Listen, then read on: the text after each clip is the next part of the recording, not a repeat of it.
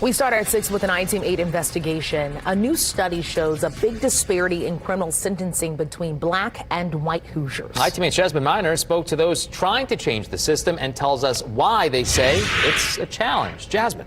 Yeah, guys, well, experts tell me institutional racism is so deeply embedded into our justice system that even with the programs meant to dissolve racial disparity, it can actually be just as harmful to the black and brown community.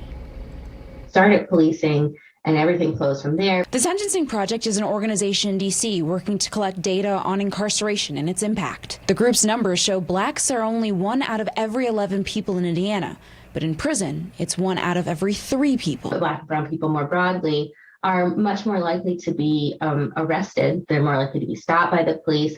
Jessica Eaglin, a professor at IU who specializes in sentencing, says it's not that the black community is more engaged in crime, but instead sees more police presence than other groups with less of a chance of getting pretrial bail. Convictions and then sentencing can all lead to disparities along racial lines. With black Hoosiers imprisoned at a rate nearly 5 times more than whites, one way Indiana has tried to combat the disparities: implementing drug courts, which are specialized diversionary programs. She says the specialized courts can divert someone to community treatment services.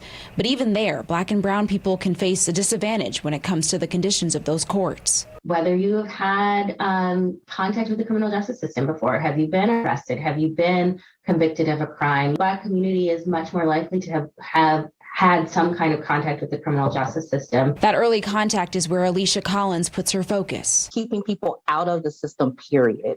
That's the front end of the system. And so right now our investments have been at the school. The director of community leadership with Central Indiana Community Foundation says they're pouring more into disrupting the school to prison pipeline. When a kid gets on the verge of suspension or expulsion, they bring in the family, not just the child, and they convene community-based partners, their mental health workers, counselors as well. Well, Professor Eaglin wrote a report back in 2015 showing the heightened increase of incarcerations by 61% since 1990. Her report also shows that if that rate continues, 1 in every 3 black boys will see jail or prison time in his life. I'm Jasmine Miner for Wish TV, wishtv.com, and follow us on Facebook.